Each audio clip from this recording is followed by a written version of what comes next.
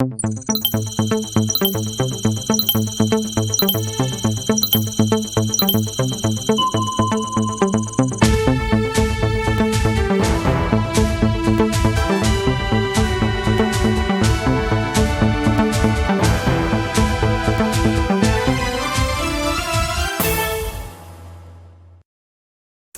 grand mouvement sur la scène politique officialisée. L'UPC rejoint désormais la majorité présidentielle. Zéphirin Diabré, qui a été nommé ministre de la Réconciliation nationale, a présenté ses vœux de nouvel an cet après-midi. Le mouvement d'humeur des élèves de l'École nationale de santé publique dure maintenant depuis plus d'un mois. Une nouvelle mobilisation aujourd'hui a permis une fois de plus d'exiger la reprise des activités académiques suspendues il y a plus de 2 mois. Et puis enfin aux États-Unis, nouvelle tentative de destitution du président Donald Trump suite aux événements troublants du Capitole. Les démocrates ont déposé ce mardi un acte d'accusation à la Chambre des représentants. Première étape vers l'ouverture formelle d'une procédure en destitution. Bonsoir à tous et bienvenue dans ce journal. L'Union pour le progrès et le changement UPC a donc officiellement annoncé qu'elle milite désormais avec la majorité présidentielle, une décision évidente après donc la nomination du président de l'UPC, Zéphirin Diabré, en tant que ministre de la Réconciliation nationale. Dans une sortie médiatique cet après-midi, l'UPC a félicité le président Kaboré pour son élection et présenté ses vœux de nouvel an au Burkinabé. Sanata Serré. Après avoir été un parti d'opposition pendant 10 ans, et après avoir dirigé l'opposition politique pendant d'abord 2 ans, de 1992 ou 93 à 94, et ensuite pendant 5 ans, l'UPC ne siège plus au sein de l'opposition politique du Burkina Faso. En liaison avec les autres partis qui soutiennent l'action du président du Faso, nous définirons bientôt et nous vous présenterons les modalités de notre travail en commun.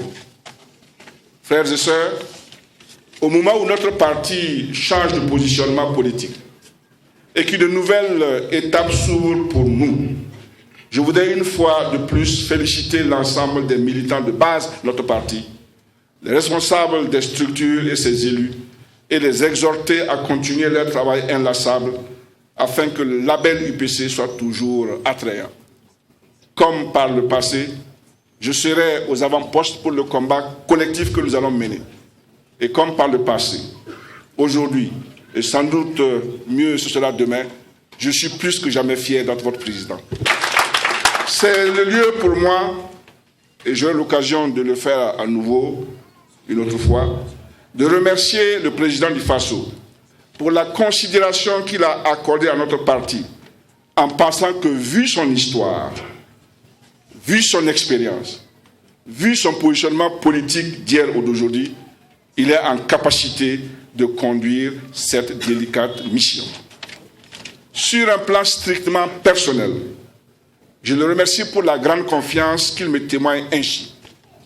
Je voudrais donc ici, de manière solennelle, le rassurer de mon entière loyauté et de mon engagement ferme pour traiter avec succès la question qu'il m'a confiée. Voilà des propos recueillis par Sanata Serré. Le Premier ministre Christophe Dabiré a reçu aujourd'hui en audience et tour à tour le Haut Conseil pour la réconciliation et l'unité nationale ainsi que le Haut Conseil pour le dialogue social. Il était question avec les deux institutions de faire le point des résultats acquis et des perspectives pour les années à venir à travers donc le deuxième quinquennat du chef de l'État, Serge Badou. Léandre Bassoulé, président du Haut Conseil pour la réconciliation et l'unité nationale, est le premier à être reçu par le chef de l'exécutif. Avec Christophe-Joseph-Marie Dabiré, il était question de la création d'un ministère en charge de la réconciliation nationale, une institution qui, selon Léandre Bassoulé, démontre de la volonté du chef de l'État à faire de la réconciliation nationale une priorité. Nous sommes une institution qui sera amenée donc à travailler, à voir avec cette nouvelle structure, cette nouvelle institution qui est créée à la présidence du Faso, comment est-ce que nos missions peuvent se compléter. C'est-à-dire nous avons aussi évidemment dans notre mandat la question de la réconciliation nationale et de la cohésion sociale. Le Premier ministre a bien voulu donc nous informer sur justement la vision, sur les raisons qui ont conduit le chef de l'État à procéder à cette création et à porter son choix sur celui que vous connaissez pour la conduire. Après le H-Chrono, c'est au tour de Jean-Pierre Palme, président du Haut Conseil pour le dialogue social, d'être reçu par le Premier ministre. Avec lui, il a été question des grandes orientations du gouvernement sur le dialogue social et la réconciliation après le premier conseil des ministres tenu à l'issue de la formation du gouvernement. On a échangé avec le Premier ministre parce qu'après l'installation du gouvernement et la rencontre le premier conseil des ministres, le Premier ministre a tenu à nous rencontrer pour nous donner un peu les grandes orientations de l'action gouvernementale, notamment en ce qui concerne le dialogue social et la réconciliation. C'est autour donc de ça que nous avons échangé. Il nous a donné quelles sont les grandes lignes du président du Faso, comment le gouvernement compte travailler dans ce sens et quel pourra être donc, l'apport de nos structures, le Haut Conseil du dialogue social. Notons que les deux institutions, à l'issue des audiences, ont annoncé la poursuite de leur mission afin de consolider les résultats déjà acquis. Quant au Haut Conseil pour le dialogue social, il compte poursuivre dans cet élan afin de parvenir à la signature d'une charte sociale. Alors que l'arrêté ministériel numéro 2020-055 portant modalité de gestion du fret devait permettre une gestion justement saine, la situation semble se présenter de façon déplorable. En tout cas, selon le Haut Conseil des transporteurs du Burkina, face à la presse aujourd'hui, le directeur général du comptoir burkinabé des chargeurs CBC est pointé du doigt, accusé de mauvaise gestion. Des bons de chargement sont en question. Le CBC crie donc au non-respect de l'arrêté et invite le gouvernement à réagir. Michael Toukri. Dans le domaine du transport, la gestion du fret au Burkina Faso est une véritable épine au pied du gouvernement. Plus de 3 ans que le gouvernement peine à mettre de l'ordre au sein des syndicats des transporteurs. Afin d'éviter les tensions qui minent ce secteur, un arrêté ministériel est adopté en octobre 2020 pour une meilleure gestion du fret. C'est un arrêté censé mettre un terme aux différentes crises qui secouent le milieu des transporteurs. Mais ce 12 janvier, le Haut Conseil des transporteurs du Burkina Faso exprime son mécontentement sur la gestion du fret. Dans la pratique, nous assistons à une manipulation par le CBC, j'insiste, par le CBC et certaines organisations syndicales qui créent de nombreuses difficultés que sont, premièrement, le blocage de livraison de bons de chargement, qui est le point d'achoppement, l'orientation par le CBC de tout demandeur de bons de chargement vers une structure syndicale, en l'occurrence Futur BF, qui est une organisation sœur, OTRA-BIS, si vous voulez, le non-respect de l'article 11 de l'arrêté qui souligne que le bon de chargement est délivré par le CBC sans aucun intermédiaire. De toutes ces difficultés découlent des actions discrètement urdues par Sier Maïga Issoufou dans les différents ports en complicité avec le DG du CBC en vue de saper l'application de l'arrêté porté sur la gestion du fret.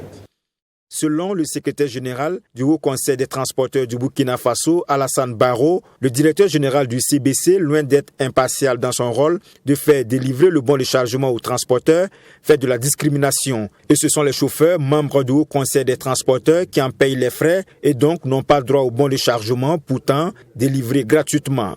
Le bon de chargement est gratuit. Délivrer ça gratuitement à tous les transporteurs qui sont sur place, qui veuillent aller charger de la marchandise ailleurs. Mais il se trouve que quand tu pars, on te dit va aller prendre le bon de chargement au Futur BF. Moi je dis je ne vais pas au Futur BF, je vais acheter. On dit il n'y a pas acheté. Parce que nous on ne connaît pas acheter. C'est pas comme ça. Comme le DG du CBC a pris parti, donc nous nous retrouvons dans une situation. Ça veut dire que quand les chauffeurs vont pour les bons, ils veulent que ce soit sous OTRAF qui travaille avec lui auparavant. Nous sommes tous issus de OTRAF. Il y a eu une séparation, le noyau s'est éclaté pour que le Haut Conseil soit créé et que FUTURB soit créé. À partir du moment que OTRAF rentre sous FUTURB, selon leur dire, il a préféré continuer avec cette structure parce qu'il avait l'habitude de travailler avec cette structure seulement. Nous l'avons interpellé pour dire non, s'il fait ça, ça va engendrer des problèmes. Cette sortie médiatique du Haut Conseil des transporteurs du Burkina Faso vise à interpeller le ministre en charge des Transports, Vincent Dabilgou. Et si aucune décision n'est prise pour une bonne application de l'arrêté ministériel du 21 octobre 2020, le Haut Conseil des transporteurs du Burkina Faso décline toute responsabilité quant à une éventuelle dégradation des activités dans le domaine du transport. L'Association des journalistes du Burkina et le syndicat autonome des travailleurs de l'information et de la culture SYNATIC, à travers leur secrétaire général, se sont prononcés sur la nomination du nouveau ministre en charge de la communication à la personne de Ousseini Tamboura. Ils ont fait cas des chantiers qui attendent d'être travaillés. Chérif Yanogo et Denise Zida pour le reportage. À peine nommé à la tête du ministère de la Communication, Ousseini Tamboura est déjà attendu sur plusieurs dossiers. Selon l'Association des journalistes du Burkina AJB, le dossier brûlant de l'heure est le cas des affectations des agents des médias publics qu'elle qualifie d'expulsion. Lorsque vous êtes journaliste dans un média comme la radio nationale et qu'on vous enlève, vous envoyez, que ce soit à la télévision, à l'AIB ou à Citoyen le quotidien ou à Carrefour africain pour être journaliste, ça c'est une affectation. Mais lorsque vous êtes journaliste dans l'un de ces médias et qu'on vous enlève pour vous envoyer à la direction générale des médias, à la direction des ressources humaines, à la direction des statistiques ou dans une commune rurale, je me pose bien la question, c'est pour que vous y fassiez quoi? Vous devenez tout sauf un journaliste. Donc à partir de ce moment, nous ne prenons pas ça comme des affectations. Nous pensons que c'était une atteinte grave à la liberté de presse et nous espérons qu'avec le nouveau ministre, il reprendra ce dossier-là et que certainement il va trouver une solution. Un autre chantier sur lequel les partenaires sociaux attendent le nouveau ministre reste l'harmonisation des textes régissant la presse écrite, la presse en ligne et la presse audiovisuelle. Avec l'ancien ministre Rémi Danginou, il avait été initié donc une relecture de ces textes-là. Je crois qu'à terme, c'était d'aboutir à un texte unique. On a trouvé que ce n'était pas forcément une bonne chose d'avoir adopté jusqu'à 3 textes pour régir à peu près la même matière, parce qu'il n'y a que les supports qui changent, sinon l'information, c'est toujours l'information, peu importe le support. La communication, c'est pareil. Donc, ce projet-là avait été entamé, mais n'est pas arrivé à terme, et nous espérons que l'actuel ministre va reprendre ce projet-là et pouvoir conduire ça à terme pour le bonheur de tous les acteurs des médias. Le syndicat autonome des travailleurs de l'information et de la culture SYNATIC espère de la part du nouveau ministre l'amélioration des conditions de vie des agents des médias, surtout ceux du privé. Le SYNATIC souhaite voir la mise en œuvre effective de la convention collective par les entreprises de presse. Dans les médias privés, vous avez les travailleurs qui souffrent aujourd'hui et qui ne sont pas dans les conditions également pour faire leur travail. Les travailleurs souffrent du manque de l'application de la convention collective dans les médias privés. Les regards des acteurs de l'information et de la communication sont désormais tournés vers Ousseini Tamboura. En attendant sa prise de fonction officielle, le nouveau ministre de la Communication a du pain sur la planche. Reportage qui porte la voix de Abdoulrahim Menyenye. Un autre mouvement demeure dans ce journal, celui des élèves de l'École nationale de santé publique, débuté depuis le 6 décembre dernier et qui se poursuit. Aujourd'hui, ils étaient mobilisés devant la direction de l'école pour exiger la reprise des activités académiques suspendues il y a plus de 2 mois. Image avec Abdourahim Tabsoba et Abdoulrahim Menyenye. À l'École nationale de santé publique, une question de soutenance jugée illicite indigne les élèves mobilisés en cette matinée devant leur école pour manifester leur mécontentement. Une élève exclue aurait été autorisée par le directeur de l'école de soutenir son mémoire sans le consentement de ses enseignants et encadreurs de stage. Colère ou frustration, ceux-ci posent l'annulation de la soutenance comme condition sine qua non à la reprise des activités académiques. Il y a eu un PFE de délibération qui l'a exclu. Donc si l'étudiant est exclu, comment après l'exclusion on peut venir faire une soutenance? C'est ça le vrai problème. La soutenance a été organisée par la direction générale parce qu'apparemment c'est le directeur général même qui a présidé la session. Donc les anciens, tous les enseignants permanents de la DFFH ont rédigé une correspondance avec ampliation à madame même la PCA, au directeur général, à tous les services où les étudiants doivent prendre les stages. Donc ils se sont désengagés parce qu'ils ne se reconnaissent pas. C'est-à-dire que les professeurs demandent à ce qu'on annule la soutenance. Si la soutenance est annulée, les activités vont reprendre.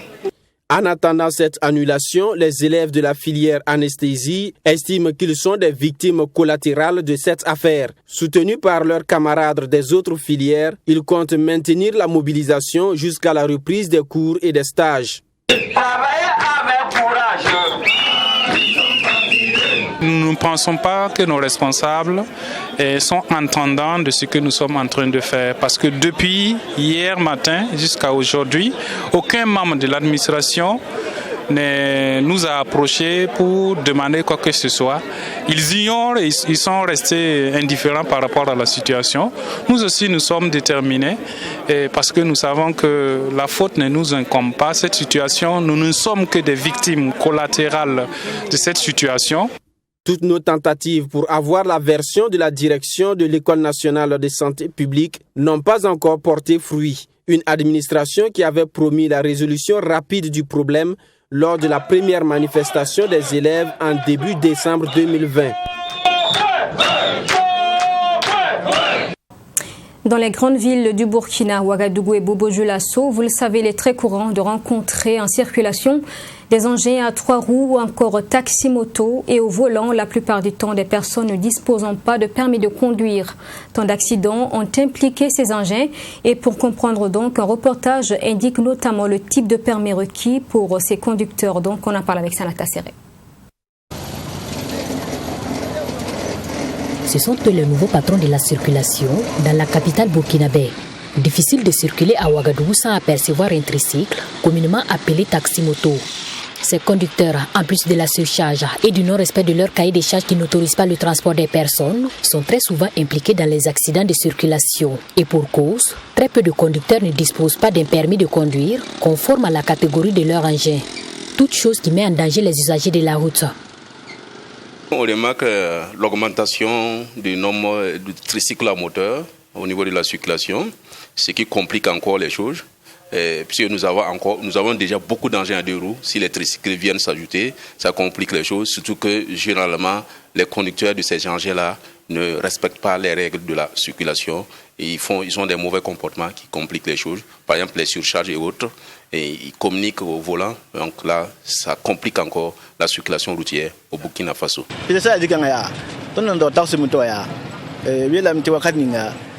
Les gens disent que nous circulons très mal. Sur ce problème, je conviens avec vous que certains conducteurs de taxi-moto ne donnent pas le bon exemple. Ce sont ces comportements isolés qui font qu'on nous met dans le même sac. Mais nous travaillons déjà à cela afin de redorer notre blason.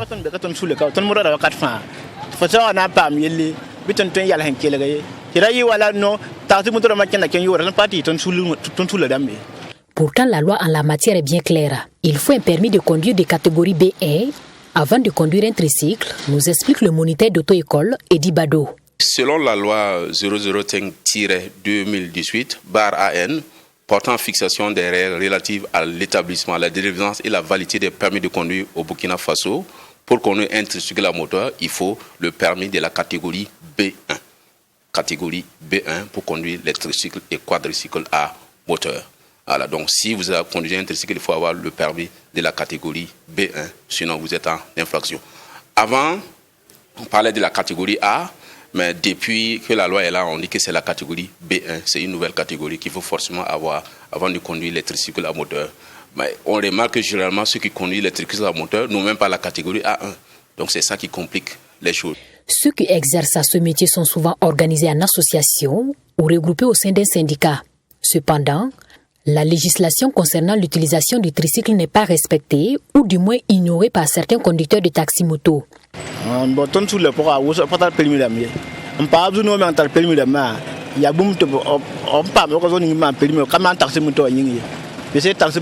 exemple, dans notre association, très peu de conducteurs ont un permis. Ceux qui ont des permis sont ceux qui disposent de permis de véhicules poids lourds ou poids légers.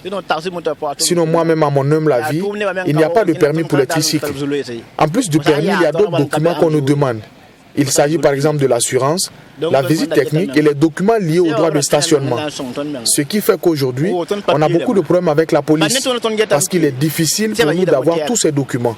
Nous profitons d'ailleurs de votre micro pour faire un plaidoyer pour qu'on nous allège un peu.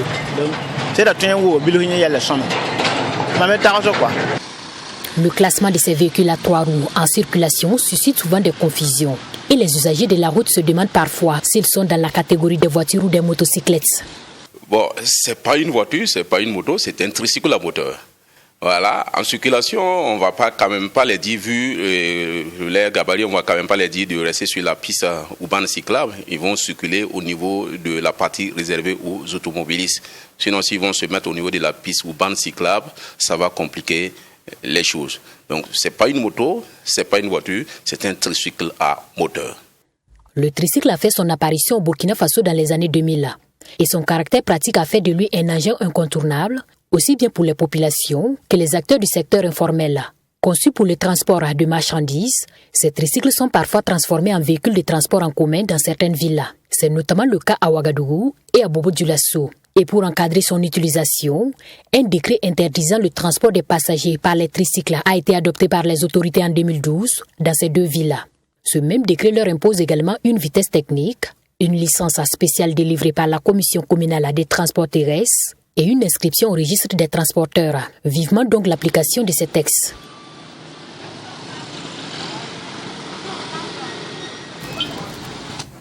Une histoire passionnante dans ce journal. Il est religieux et aime faire de la moto. À travers l'association des motards de West Coast Adventure, dont il fait partie, l'abbé Stéphane Noël Ouedraogo vit sa passion. Il en profite depuis tout petit et est désormais un motard confirmé qui s'investit dans la sensibilisation sur la sécurité routière. Une passion donc qui est partagée par Marie-Louise Compaoré. Nous découvrons nos deux motards dans ce reportage signé Fatima Tanikiema. Passionné de moto depuis tout petit, c'est après son ordination que le père Stéphane Noël Ouedraogo découvre vraiment le goût de la moto. Tout serait parti d'un ami venu demander une messe pour la protection des motards. Célébrée à la paroisse Notre-Dame de Kolomnaba, cette messe a non seulement permis la protection des motards, mais leur ont permis également d'accueillir un nouveau membre qui n'est autre que le père Stéphane Noël Ouedraogo. J'ai acheté une moto et je suis motard plein maintenant avec le groupe. Les gens sont toujours dans l'étonnement de voir un prêtre qui fait la moto, mais sous nos cieux, c'est peut-être pas beaucoup, mais il y a un certain nombre. D'ailleurs, nous avons un petit groupe WhatsApp de prêtres motards où nous sommes pratiquement 5-6, des prêtres qui possèdent des grosses cylindrées. Il fait partie de la congrégation des Fils de Marie Immaculée avec pour spiritualité l'incarnation. Donc, comme le Christ, les membres de cette congrégation peuvent rejoindre les fidèles dans leur milieu de vie à laisser entendre notre Père motard. Et s'il faut que nous rejoignions les gens, et à travers la moto, et auprès des motards, pour annoncer Jésus-Christ, on n'est pas à le faire. Tout de suite, on a été dans un sanctuaire qui est un orphelinat pour rendre visite et faire des dons. Je pense que c'est dans la logique, nous sommes dans la droite, sur la droite ligne de l'évangile. Abbé Stéphane Noël Ouedraogo est le seul prêtre de l'association West Coast Adventure, un groupe de motards qui fait la promotion de la sécurité routière à travers des activités de sensibilisation et d'œuvres sociales. Occupé les week-ends avec les célébrations, celui qui est appelé affectueusement padre dans le groupe ne manque pas d'occasion pour vivre pleinement sa passion. Je suis d'abord prêtre motard, je fais passer mon devoir de prêtre avant la moto.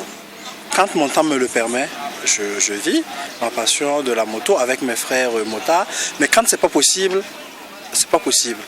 Voilà. Mais rouler la moto pour aller célébrer, dire une messe, et rouler la moto pour aller pour Jésus-Christ, aller voir un malade, confesser un malade, apporter l'Eucharistie, Et du coup, voilà, je vis aussi ma passion.